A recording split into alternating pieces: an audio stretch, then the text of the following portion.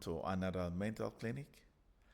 And this is where we bring you to the clinic, mind clinic, and do experiments with your thought patterns that is critical to your life and bring you wellness. We want to bring you mental rest, mental relaxation, and mental clarity so that you live life. Because your mental clutter that creates confusion brings you instability and bring you into uncertainty. That actually will shake your entire root.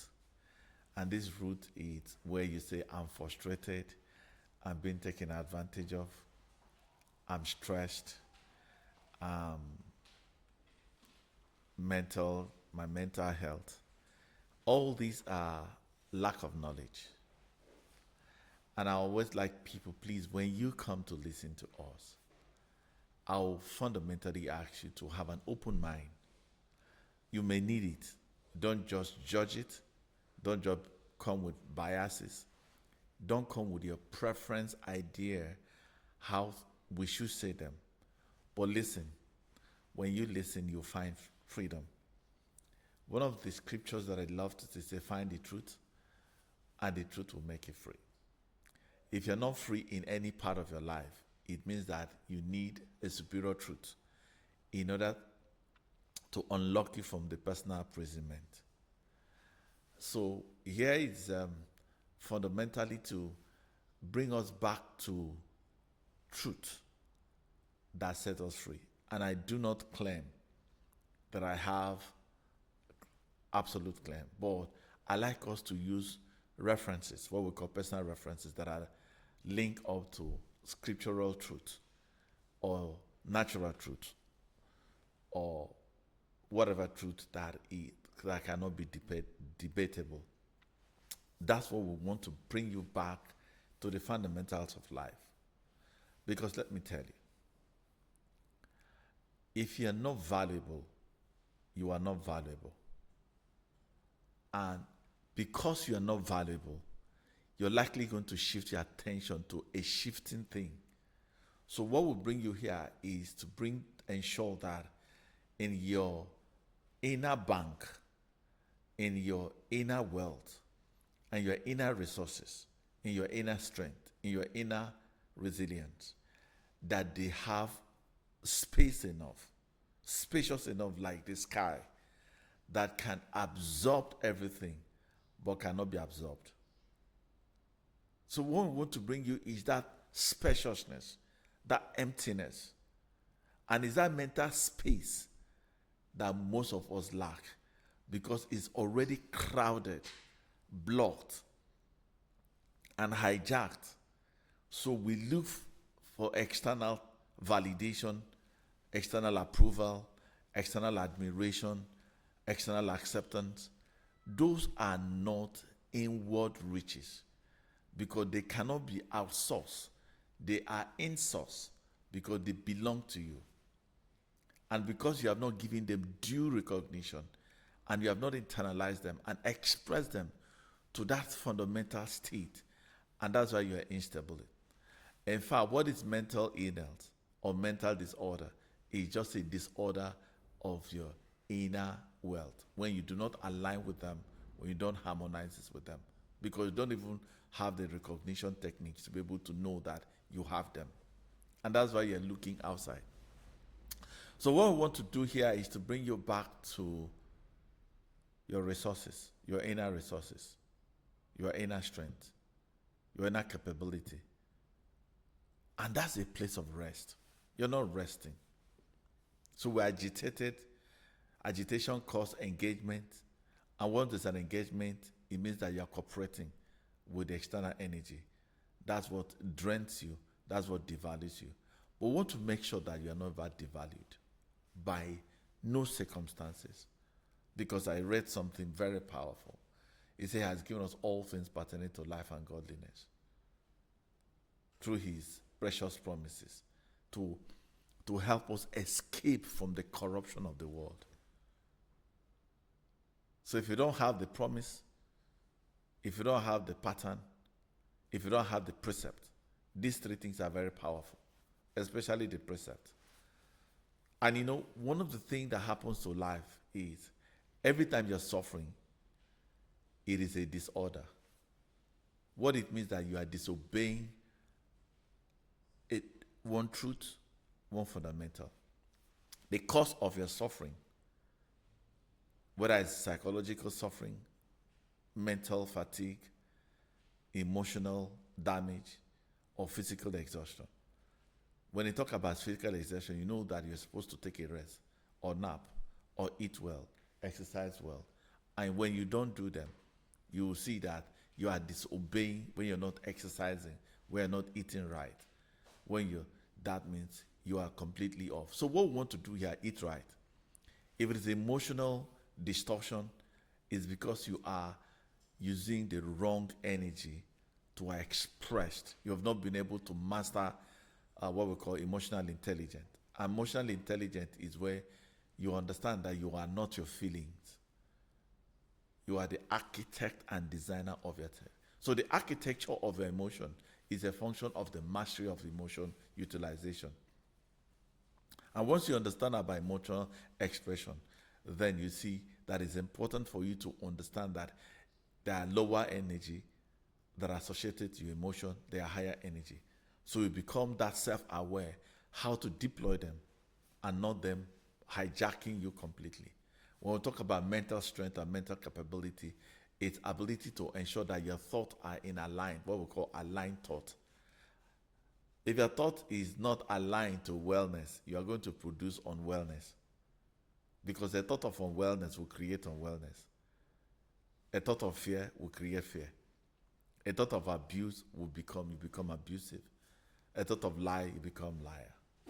So the psychological safety is where you have embraced yourself that you are the architect and designer of your well-being by your perspective, by your thought patterns, by your belief system, by your emotional freedom, and by your mental stability, and which gives your behavior and action that are in harmony to well-being. So it's important to understand that if you not careful, you're obeying, in fact, obedient, whether it's conscious obedience or unconscious obedience, they produce after their kind. What it means that people do not know that they obey the law of dishonor. And that's why they chase dishonor like it is what it means that you get into a space and people do not recognize you. You chase that they recognize you, meaning that you are already obeying the law of dishonor. Because it is dishonor that seek honor. Honor, but when you obey the law of honor, you express honor, you give honor. More reason, he said, is more blessed to give than to receive. Out of the abundance of the heart, the mouth speaketh. So, when you seek something, it means you do not have it. And you obey the law of not having it. And that's why you are seeking it. And that's what prompts you to seek it. When you are agitated, you're likely going to be obeying the law of urgency. That's why you're desperate. Desperation means that you're obeying the law of urgency. Ozubo, ozubo, now. But you see, when you are calm and relaxed, you're obeying the law of rest, because the law of rest shows you that you can trust. And it's good that we have these fundamental ideas, break them down. When people are seeking for wealth, they're obeying the law of poverty. Because you see them, they are not ethical, they are not systematic in thinking, they are not strategically aligning to the abundance mentality. And these are the things that really shows that you're obeying when you hate people, you're obeying the law of hate. And that's why you want to hate. When you said, oh, nobody liked me, nobody ever approved of me, you're obeying a certain law and you act in resonance with those things. And so what we're doing is to enlighten you and to bring you to that conscious level that you need to know what are you obeying. Because as you wake up, you're obedient to something. When you're always seeking for recognition, what it means that you're obeying the law of non-recognition. And that's why you're seeking it. But when you recognize yourself, you're not going to seek for recognition. You're already in a recognition state. And now, whether anybody project it or don't project it, you are it. And once you are in that state, that identification place, you will see that you function with a strength that is unaffected. So I'm grateful the kind of knowledge that we're unpacking here that will help us to live safer, steady, from place of strength, from that sense of stability, irrespective whether you are in the hospital, whether you're ill, whether you're diseased. There are people who obey the law of devaluation because that's why they're seeking for admiration. You don't seek admiration. You are admiration. To act in an admirable way. You're not masking it. That's why people mask their life. And in fact, it's that masking that gives you hypocritical approach to life. You are not what you think you are. It's heavy. I am it, to do it, to live it, and to express it. Today we're going to be, why are you afraid? Why do you think that people will put you, subject you to mental stress and strain? Why do you think you're vulnerable to, when they say toxic place? Why do you think that you are always in panic mode, in attack mode? Why are you so afraid about what people will talk about you or what people say? Honestly, let's dive into it. Today we're going to bring a topic that we need to x-ray today and explore, and so we'll get into the root of it and find how do we copy from life itself and live like them. We're going to go to the earth and find out what it is to have a support system. We're going to go to water and don't find out what they call to flow with energy and not resist. We're going to go to air to find what they call mental space. We're going to go to fire, to find your spark. And we're going to go honestly to the reminder of the spirit. To find, an anchoring place where we're centered. And one of the things I really find out that we don't observe, we assume a lot. When we become an observer and interpret our observation through the line of truth and natural law and spiritual laws, you begin to find that the more you interpret it, it begins to shape our perspective and remove our biases and prejudices and preferences, where we explore life more and stop treating life like an end. Life is not an end. Of course, the good Bible said, those that do know their God will do exploit. So, can we live a life from the place of exploration rather than a place of more experience, direct experience? What it means that when things happen, we don't judge it face it through our biased state of mind or from our preferences. In fact, because you have a preference, that's why really you are already judging whether who is toxic or who is hard, who is bitter, because you see you're coming from a biased state or from a preference state. And that's why you can never have freedom in preferences, because that preference will ensnare you and put you into mental hijack. That's why you judge. So today we're going to explore something very crucial. I call it the larger life. The larger life.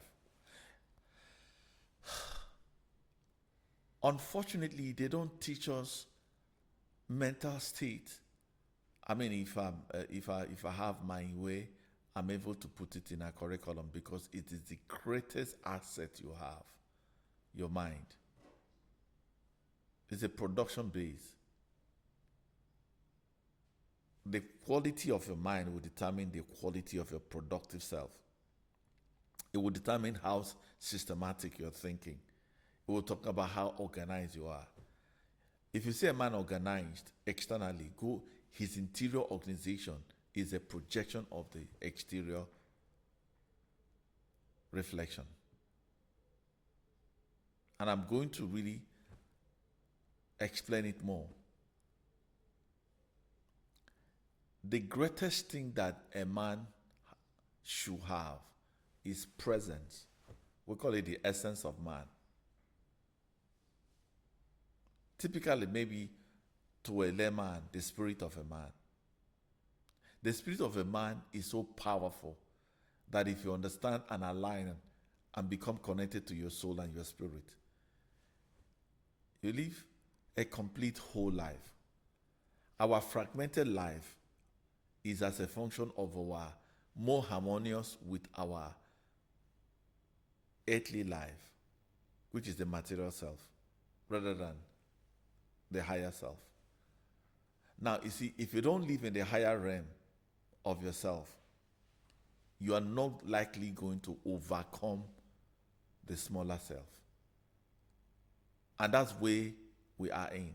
Every time you say you're troubled, it is your smaller self that is troubled, because your smaller self wants recognition, it wants admiration, it wants soft life, it wants to be pampered, it wants to have painlessness. And it's your smaller life that get discouraged, that get depressed, that get hurt. It is the smaller life that feel lack, that feel disrespected, dishonored. It's a higher life that looks like it's in a limited form. But you know, your higher life is inexhaustible. It's connected to infinite intelligence. It's connected to infinite wisdom. It's connected to infinite resources. That's what they call the abundant self. So abundant self has so much buffer and filter. Its heart is so liberal because it's looking for expression, not looking for expectation. It is your expectation that determines whether you are in a higher self, smaller self, or whether you are in a higher self. Your higher self seeks expression, meaning it is what is giving. And that's why that impulse is more blessed to give than to receive. It is what you receive that hurts you. It's what you're receiving that incapacitates you, that invalidates you. And that's what oppresses you. And that's when you recognize that, oh, this person is toxic, this person is wicked, this person is X, Y, Z. But your higher self is looking for expression of his beauty, of his pleasantness, of his loving kindness, of his endurance, of his peace. You know, this morning as I was coming to my office today, so I encountered an unforeseen traffic. And usually I watch how people drive. They don't drive from a place of peace, because in their interior life there's disorder. And how a man drives externally is a reflection, a projection. It's an animation of his interior state. You know, I calmed down. I said, I won't lose my peace. Because you see, I am meant to bring my peace inward into that chaos, disorderly place. So I projected it, and I could see how people drive. And you could literally, through their energetic expression, know that these people are trouble within. Because they're never merciful. They're never patient. There's no form of enjoyment. There's no form of pleasantness in the way they drive. So that guy that you are competing, oh, I must overtake him. He's driving from the frustration within that's leading him to drive that way. But you that are peace, you that are in such a calm state, you that are such in a poised state, you that are such in a relaxed state, when you drive with enjoyment. Most people don't drive with enjoyment.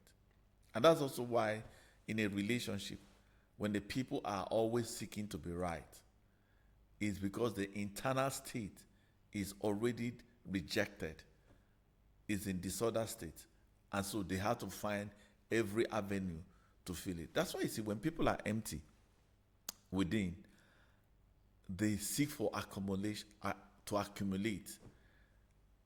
And you see, if you see their physical expression, you just know that these ones internally they are bankrupt. But you see, when you become into that fullness, no wonder the Lord said, the enemy come to kill, to steal, and to destroy. What he wants is to destroy your interior self, where you become disobedient to yourself, where it does disbelieve. And that disbelief means I'm outsourcing everything outside. And that's why when people come back from work, they're exhausted. Because why? They have spent all their energy seeking rather than expressing. And that's why intentionality comes in, where you need to take time and relax and say, this energy, is it externally driven, sponsored? And that's what they call the source energy and source consciousness. What is driving me? What is propelling me? What's sponsoring this? And is this state of recognition, your internal state, that catalyzes what is external? So if your exterior is in trouble, is a reflection of the trouble within. So what we want to deal today about 5 fundamentals, how you're going to be able to find stability. Oh my God, it's so powerful. Because once you find stability in your life, it's like you have anchored. We talked about mental anchoring. Mental anchoring, where you have your fundamental truth. And you shall know the truth, and the truth shall be free.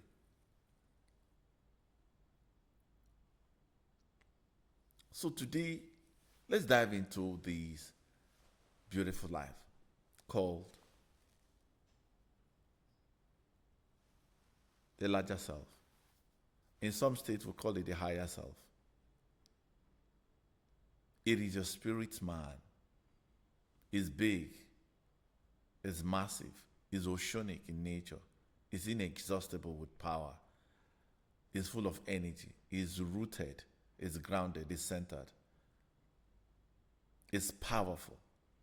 And that's why I say, I give unto you power to tread upon serpents and scorpions and all the powers of the enemy.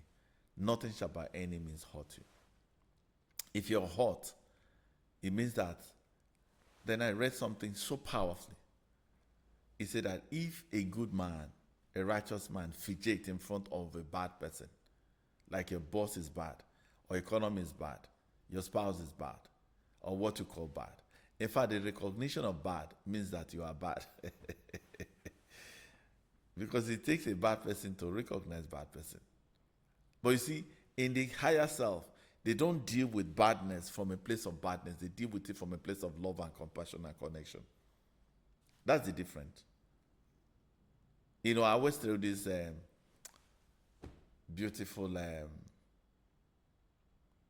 ideology.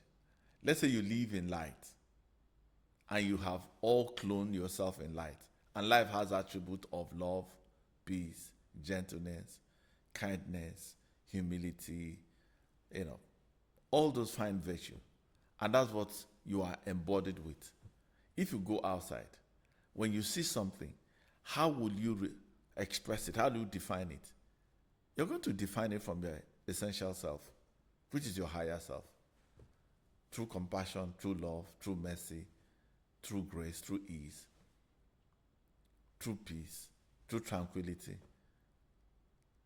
through optimism, very enthusiastic, very productive. You're engaging it through what they call the analog thinking, which is more problem solving. You want to solve a problem. How do I know? God lives in light. And you know, the Lord Jesus Christ says something very powerful. He says, I am the light of the world. And whosoever believes me, that who be and live in me, lives in light and will never walk in darkness. It means that there's no exterior darkness that can distinguish, that like will extinguish your light. Because light, darkness will bow before light. There's no way that darkness will conquer light, apart from in certain life and in leadership, where darkness are overruling light. Because light has refused to shine. It's not that it's overruling it. It's just that they have refused to put it on.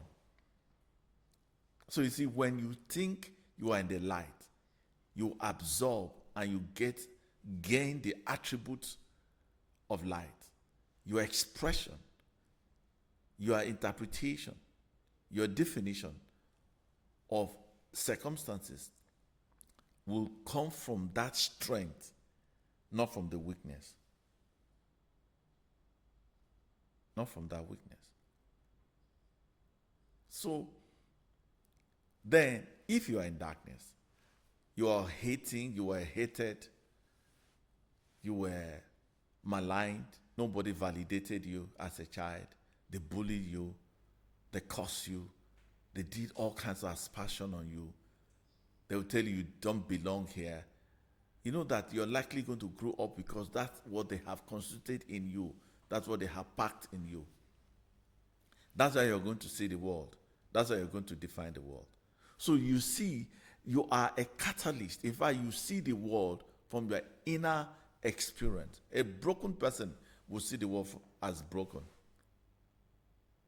A hungry person will see the world as a place of scarcity. An unloved child is likely going to be brutal externally.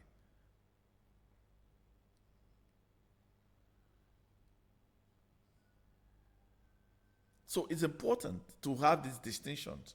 And once you have this distinction, you will begin to enjoy the distinction between a higher self, which is associated to light, and a lower self, which is associated to darkness. And what you experience that seems like a darkness means that it's a reflection what his internal state is.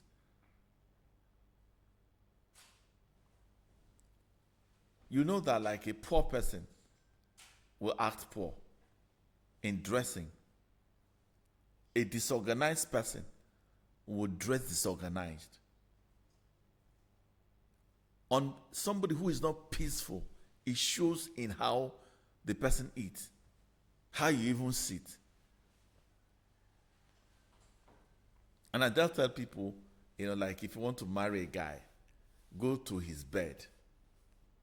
Check consistently how he's the reflection of his bed. If it's so scattered, one stock in there, you will see this one here, this one here. It is an unorganized person. That is a reflection. But if you say an organized person, if you get to the room, it speaks of that person. Your work. You know that your handwriting reflects on the state of your mind. I mean, I have several handwriting. Sometimes if you look at my handwriting, you say, yeah, he is poorly read. While I'm writing there, I am in urgency. It shows. I'm not relaxed. When I write cozy writing, my God, if you see it, it's an expression of a state of flow. Because I'm at peace, I'm that stable place. My inner strength is altogether organized. You will see the flow. So if you bring your writing, it will show you. And that's how life typically is. If you're afraid, go back. It's not what is happening that makes you to be afraid. It's because you've lost your stability, you have less self-compassion. So I want to build very fundamental for clarity that show you whether you're associated to your higher self or you're associated to your lower self. And to your higher self, it is always stable. It's like a rock. Rock that is not movable by any situation. So you wake up and know that I'm a rock, you are stable. But if you are not a rock, you are shifted by every wind.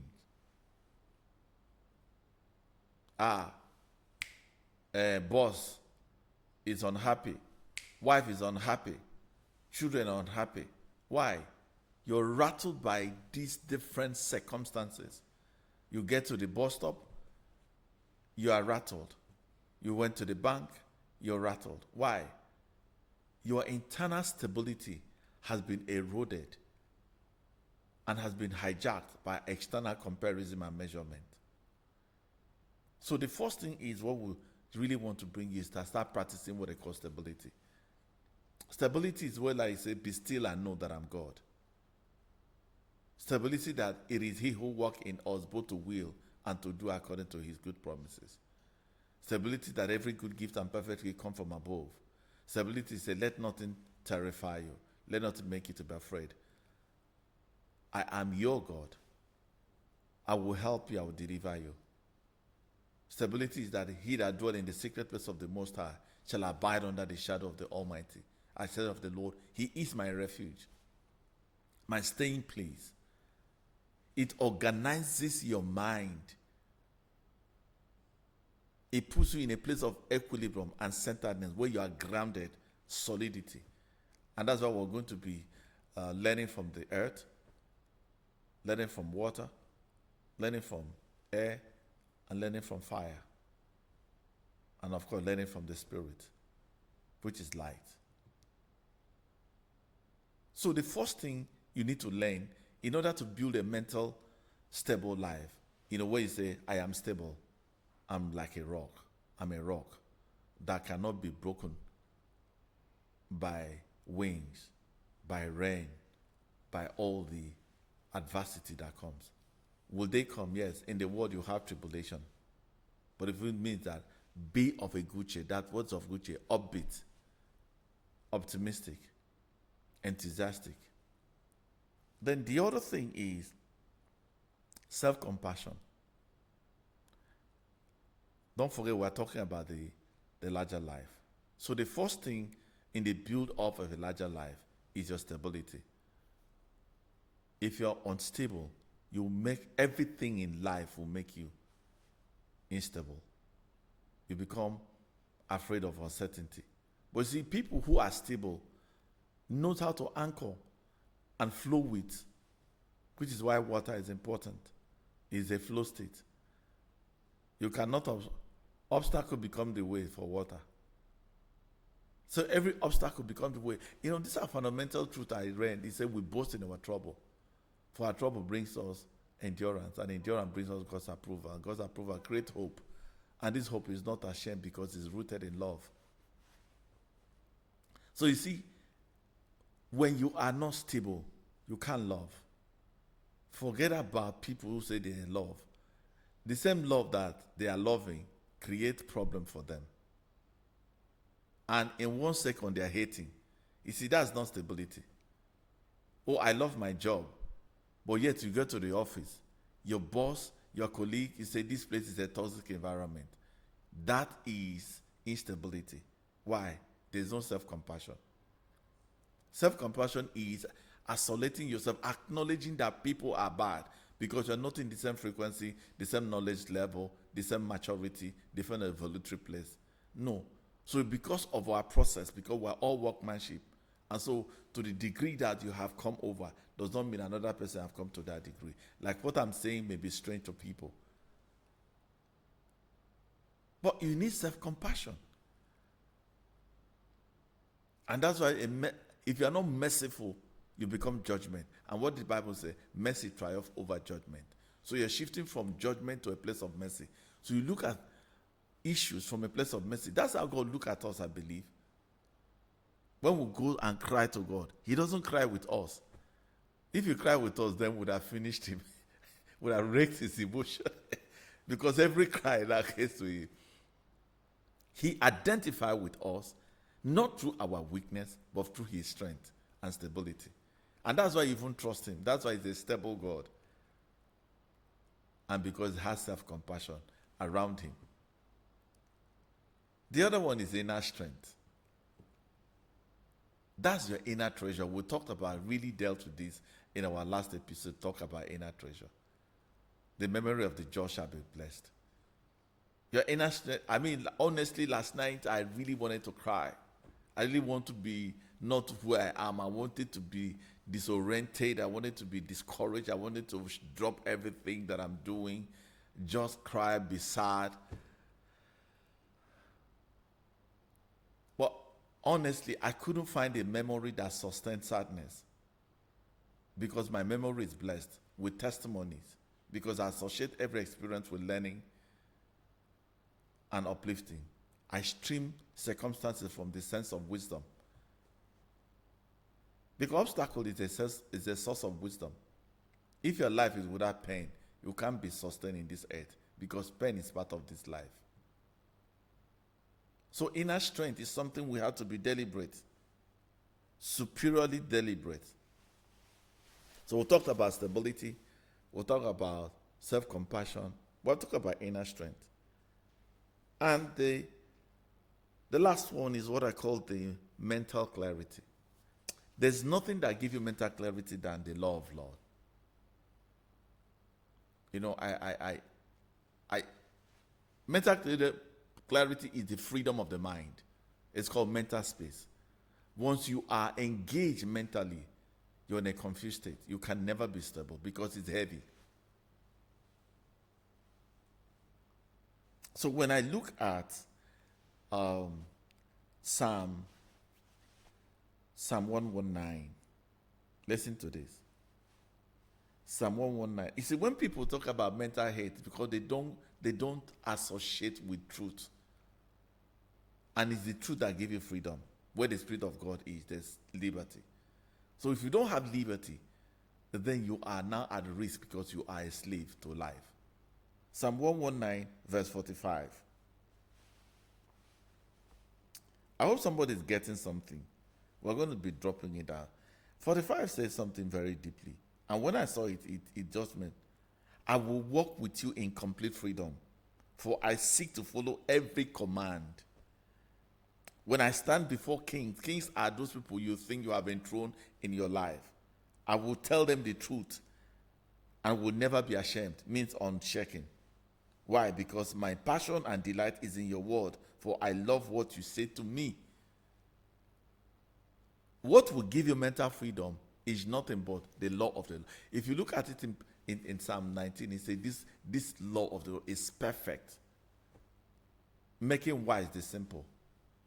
Because you are not wise when you say, I am mentally stressed. It's a different thing that you have worked so hard and there's a mental fatigue. What you need to do is step down and rest. That's calibration. Take a nap. But want it that circumstances like rent. You know that people just rent, give them mental clutter. They are confused. They are running helter-skelter. They have forgotten who they are. Oh, somebody's in the hospital. You've forgotten who they are. Because these things are real. You can't fight life. They come. You need to lose a job. Something will come. In fact, sometimes your 8 has to go beyond. It has to wipe, where you're standing, where you think it's your solid place. Sometimes it has to be eroded to find your true root.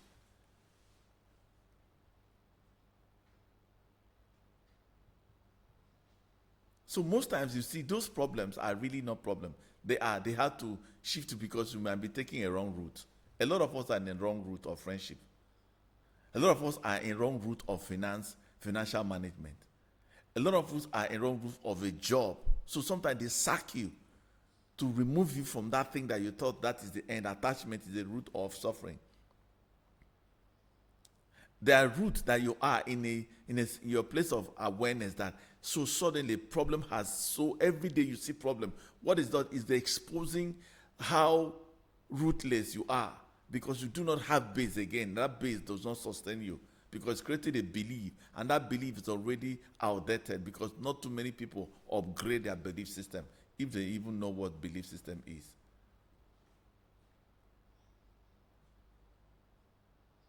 So let's break it down. And I'm going to be very clinical around it. We're going to use 5 dimensions. We're going to use like the earth. You know, sometimes the earth opens up and shake you. Like, you know that there are times that all your support system will be eroded. What do you do when all your support system, those who are supposed to like you, those who are supposed to love you? You know, I like what David said. He said, if it's the people that I do not know that is persecuting me, then I will be happy. But it's the people that will go to the temple together.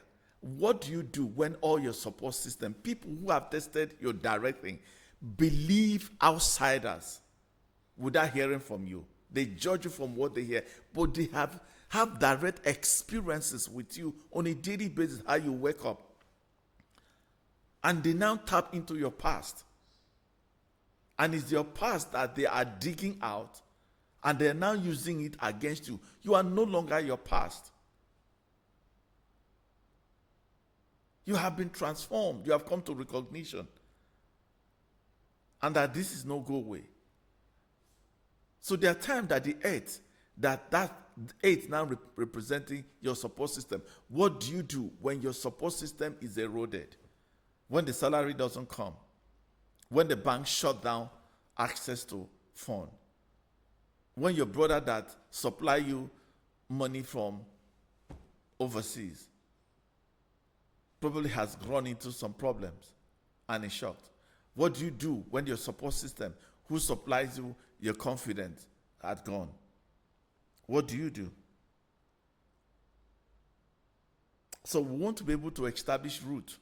I learned that from the earth. The earth has a solid support system. And what is a solid support system? It's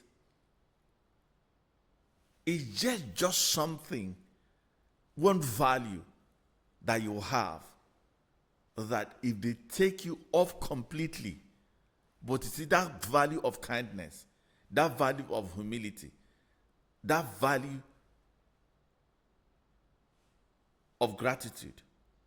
What saved me that night was the value, nothing but gratitude. For I am the one experiencing that was my earth, period. You need to always find your earth. And it's the value state. It could be your honesty. It could be your humility. It could be your faithfulness. It could be your cheerfulness. It could be your warmness. Just go over there. It becomes a support system. Warm up yourself. Be kind to yourself. It could be non-judgmental. That's what they call self-belief. Understand your eight. It means your support system. Your support system will not be external. What happens if you find yourself in bed of sickness? What happened if suddenly you went to hospital and they say there's something, they have found a lump or some sort of thing?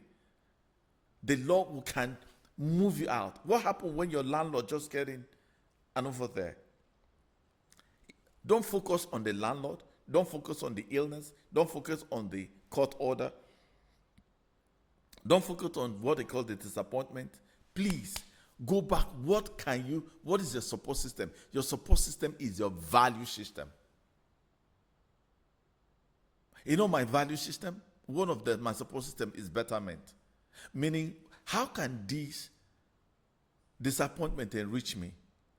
How can this unexpected outcome enrich me? You see how suddenly it turns you, instead of consuming you, you begin to find your earth that gives you a support base. It's called the basement. It's called the groundedness. It's your center. It's your anchoring state. What is that one thing you can get? And that's why it's good to establish, to be self-aware of your vulnerability and your strength, so that you understand them, so that they don't overtake you. You are not your emotion. You are more than your emotion. So number one is for you to be larger. Let me explain it. There were two guys. And by the way, let me go back to 1 John chapter 4. Well, before I continue, I forgot to read that. We are talking about the larger self. Your larger self is a function of your stability, is a function of your self-compassion, is a function of your inner strength, is a function of your mental clarity. These four things will give you, that large, will connect you to this larger self. And in 1 John chapter 4, verse 4, little children, you can be certain. You see how certainty comes in, not from external thing, no external thing, because every external thing is temporary. Who is oppressing you is temporary. What you are lacking is temporary. Rent that is due is temporary. Sickness is also temporary. Rejection, they are all temporary. But you see, little children, you can be certain that you belong to God. I belong to God. I don't know what you belong. I belong to God and have conquered them. For the one who is living in you is far greater than the one who is external. This is the foundation. Whose are you? That's a support system. Your support system is where you're identifying. Are you identifying with a temporary thing? Identify with the permanent. He said, we look not at things that are seen. This boss is seen. This rent is seen. Everything that is seen is temporary. But we look at things that are not temporary. How did I get into this greater self? There's a guy who was a master and have a servant. And for some reason, what were called an enemy advances to them to overrun them.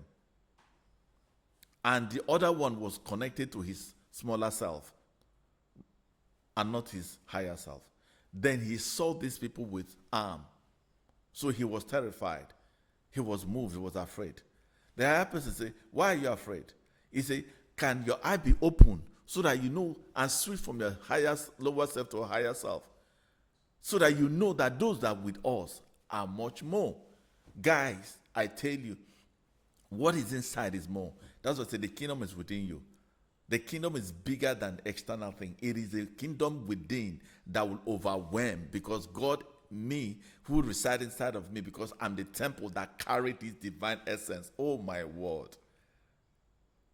I'm a carrier of divine nature. I'm a carrier of divine intelligence.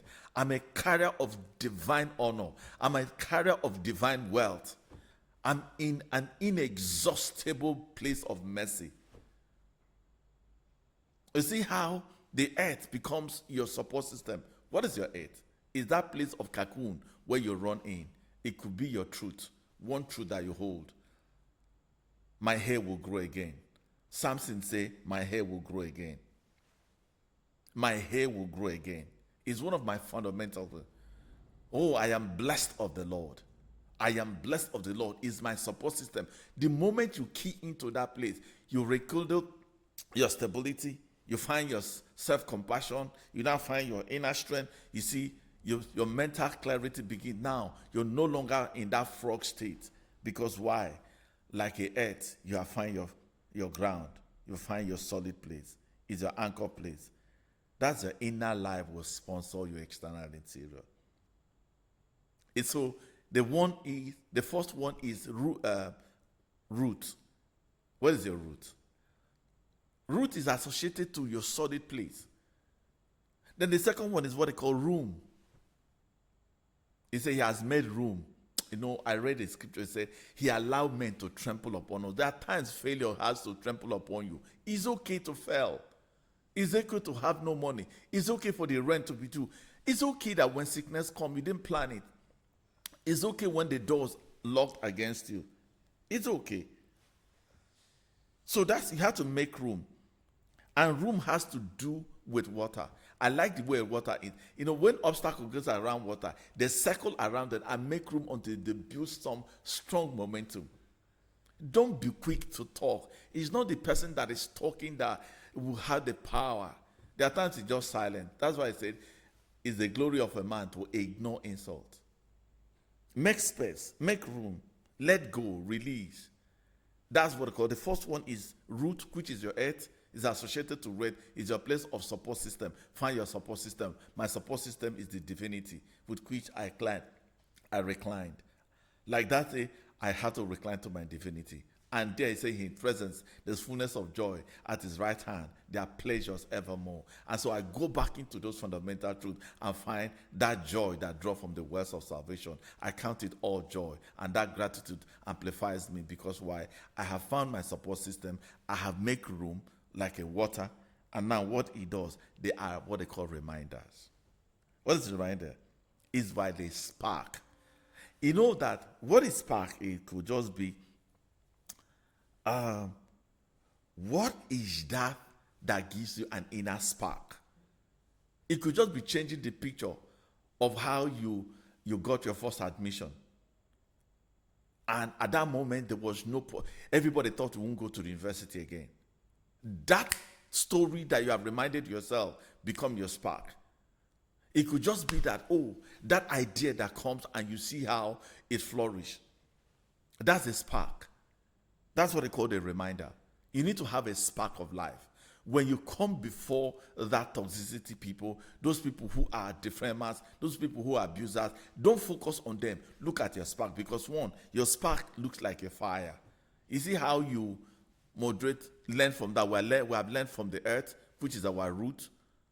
We have learned from water, which is our room. We are learning from fire, which is our spark. Where is your spark? That's what brings you such a place. Of the third one we are going to talk about, we're going to be learning from air. I love air because it got a lot of resources. That's why we have oxygen. And when let me breathe. What does that bring? Let me have clarity. That's the freedom we're talking about. So you see, it gets to that place where it is the root, is the resources. And resources is what matters. Every time you come into a space of adversity, don't look at adversity. What matters? What matters to you? What is your why? What is your purpose? And you see how it is the root is the earth, which is your solid system, the room like a water, which turns into the floating system, a flow state, where you release, where you have space. You have what they call the reminder. The reminder is your spark, which is the fire. What is your fire? I reminded myself I'm better than this. I'm in a better place. I dwell in goodness and in prosperity. I'm on top only. I fear God. I have a good heart. I'm kind-hearted. I'm diligent and hardworking. Those are spark. Then, of course, it brings me to a place of resources, which is the air. It's a place what matters. Wow. And the last one. Oh, I love that last one. It's what I call the regainer. See, let me tell you, every time all the resources are drained, the only thing that you have is to regain. What do you regain? I learned that from the prodigal son. He was in such a terrible state.